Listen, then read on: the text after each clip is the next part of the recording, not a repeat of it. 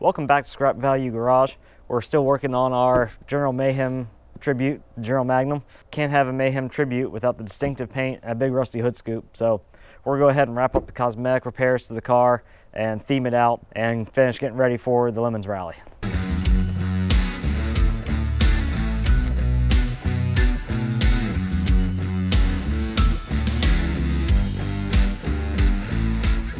So I'm just gonna say right now, if you're looking for an instructable on doing this, this is not the right place to look. We have horrible surface prep, horrible temperature conditions. I stole my kid's art paper to wrap this off, to take this off. Basically everything the wrong way, but that's not gonna stop us from getting this done. So here we go. The spray pattern on this can is pretty terrible. It's really blobby. Not sure what's going on with it. Hopefully the next can with the top coats will be a little better spray pattern. We'll have a bigger issue. Oh yeah, that's way better. This is going on nice and smooth. But, oh, whoa, okay. Well, maybe I'll take that back. I don't know what just happened there. That just, like, exploded inside the tip. So I don't know what it is about Plastidip that almost every can in the store is messed up in some way, shape, or form, or missing its cap, or nozzle, or something. So, whatever. Got 2 more cans, so hopefully we'll get this touched up and fixed and not too much more drama. Really, what is this? Okay. Jesus, I just can't win here. The whole can is sliding apart. This nozzle's jacked up. What is going on here? Wouldn't it be easier for me to buy a gallon of Plastidip and just pour it on the fender at this point? Nope. No, bad run. That one's all sputtery. That can exploded. That tip doesn't work with crap. There we go, finally a decent tip. 1 out of 4 cans. That is unbelievably bad odds. We're just a few days away from the rally and I still got a lot to do to wrap up the car. Mostly theme stuff, it's somewhat mechanically sorted, but going to get the hood scoop mounted, and believe it or not, at some point I do want to do a decent paint job on this hood, so I don't really want to just go popping holes in this, but I also don't want to just use double-sided tape and run the risk of this chunk of sheet metal flying off and you know, taking out somebody on the highway. So what I'm going to do is utilize the factory washer nozzle holes. So those will be 2 attachment points in the rear that'll actually get bolted through those, and then on the front I'll use this section of double-sided tape, and I might have to actually support it in the middle because of the width of it. It might get a little floppy, but hopefully that will give me a strong enough attachment point that I'll have some confidence that it's going to stay attached to the hood and not do any permanent modifications to the hood that I can't reverse later. So switching gears away from our Plastidip fender failure, I'm going to go back over and work on the hood scoop for a little while. So I made this cardboard template, mocked it up on the car, got the idea of what I wanted. I'll make it a little bit wider and trace it out and go ahead and cut it. I think I'm going to ignore the tabs. I'm just going to get the overall shape, bend the flanges, and then I'll go back in and weld the tabs in later once I know exactly where I want them.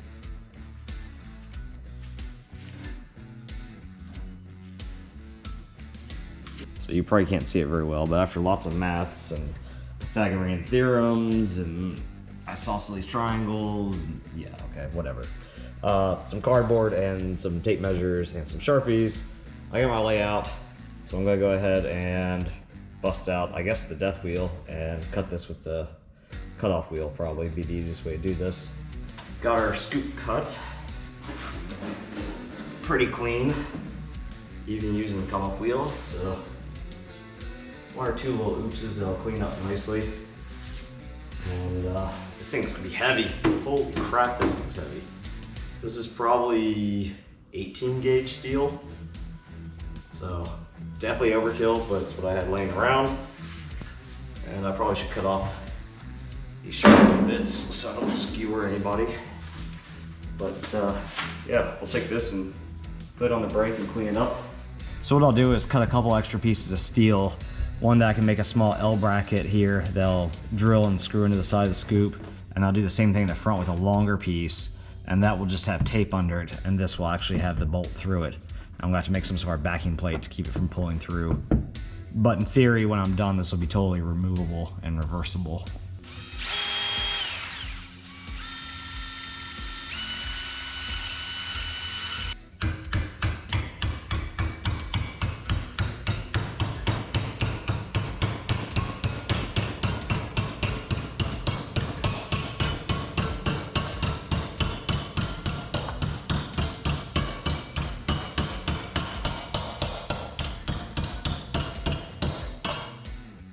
Okay, so maybe not the most finesse, but it'll do the job. So this bracket will go up here on the front. We'll drill a hole to bolt it here, and then we'll put some double-sided tape on the bottom. Actually, I might do it on the inside. Yeah, let's do that. So the front one we'll do on the inside. The back, I don't have much of a choice. It has to go on the outside because of the width of my scoop. Maybe if I thought ahead, I would have made it wider, but it's already pretty freaking wide, so I think it'll be okay. So we'll go ahead and make the second one of these, and make our rear ones, and be done with this part. So we got two smaller tabs that we're going to use for the rear mounts. They're in no way, shape, or form identical, which is going to kill my OCD, but it's okay. I'm out of time, doesn't matter. They will work. I'm going to go ahead and mark and drill and bend these as well.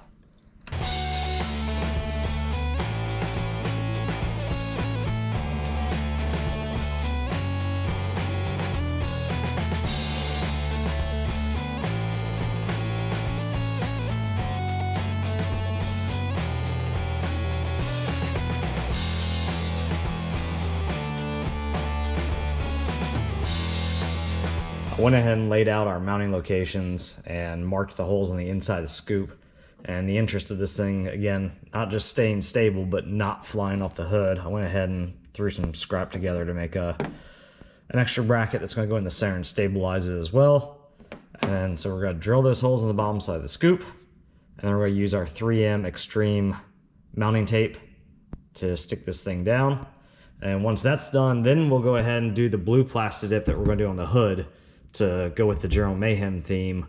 That way we're not trying to stick these brackets to the Plastidip surface, we're sticking them to the OEM finish to keep this thing nice and strong.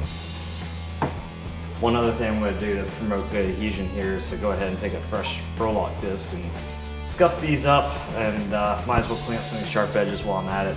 That'll give a good surface for that 3M tape to stick to.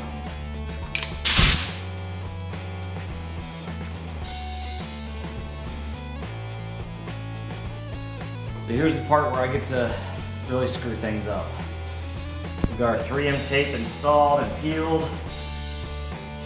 Bolts pre-installed in this to try to line it up, but this is where I really get the chance to mess up our alignment, because once this thing is stuck, it's pretty much stuck.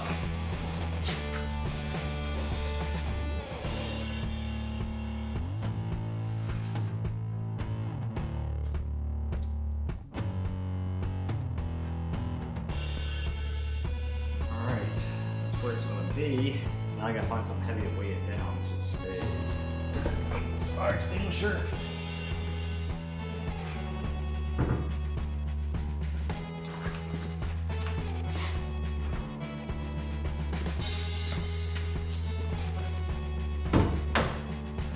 For the hood, I'm going to use something different. I'm going to use Rust-Oleum's Peel Coat product, which is basically their version of Plastidip. For a couple of reasons. One, Plastidip in a can sucked, so I'm gonna hope that this is better. Two, this is the only blue that I can find locally. Plastidip blue I would have had to order. And so I got 2 cans of blue. I got a can of white that I'm gonna use as a base coat just because it was on sale for $2 because it was on clearance and I'm cheap. And then I'm gonna top coat that with blue. And I went ahead and removed the hood scoop just to make things easier since it is a bolt onto these brackets. So let's hope this goes better than the Plastidip went. In case you're wondering, this is the coverage after 1 coat of white. You can see it's nowhere near enough to cover the hood of something like this. This is why I went ahead and did white for the base coat, because the thicker you put this stuff on, the more peelable it is after the fact. So by having this white base coat, it'll be just an extra layer. Hopefully 2 cans of blue will be enough to cover the blue pretty completely. I also went and found my pistol grip because I'm going to end up with carpal tunnel from all these spray cans, and my respirator.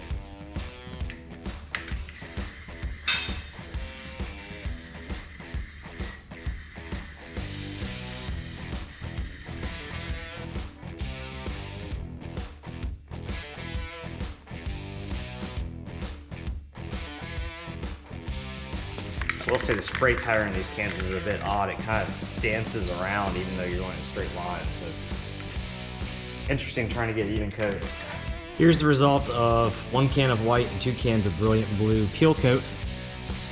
It kind of has an interesting finish. It almost looks like a bit of a lacquer sort of sheen to it, which I kind of like because it reminds me of the first truck I really liked was my dad's 85 F-150 that he painted a similar blue lacquer finish.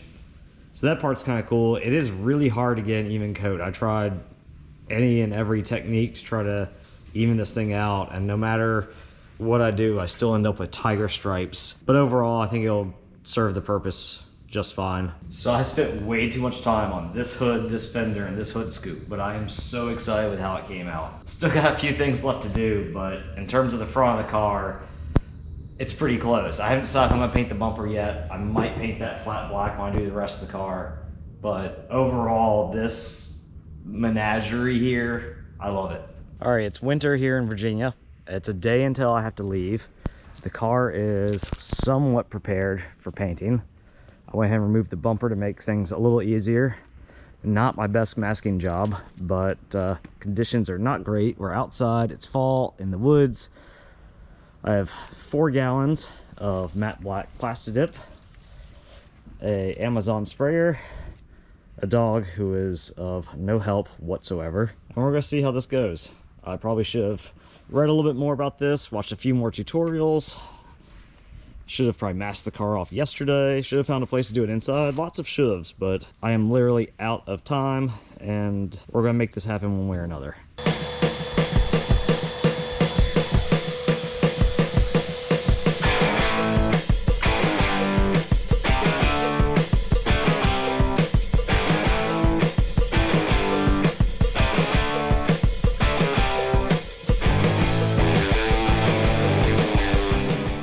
All right, lessons learned from the first coat. As always, spray a test piece first. I skipped that step.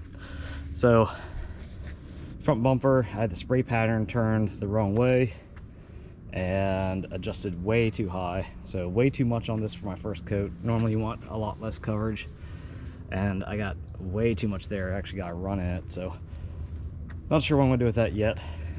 As for the car, a little heavy on top and various places on the side, so definitely needed to back my spray nozzle off some. Hopefully with a few extra coats it'll start to even out though.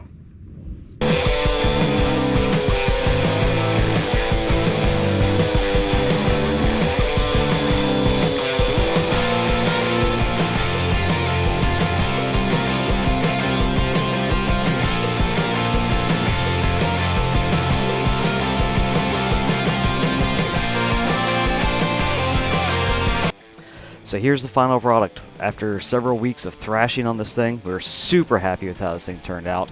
Totally achieved the look we were going for. It's instantly recognizable by anybody who's familiar with the Roadkill series or Motor Trend shows. We even got a shout out from David Freiberg on his page. So the only thing left to do is to load up, throw some tools in, and hit the road for 2,500 miles all the way up to Scranton, Pennsylvania, down to Atlanta, Georgia on the Lemons 2021 Retreat from Moscow Rally. And you can check that out on a future episode of Scrap Value Garage. Thanks for watching. Be sure to subscribe and have a good one.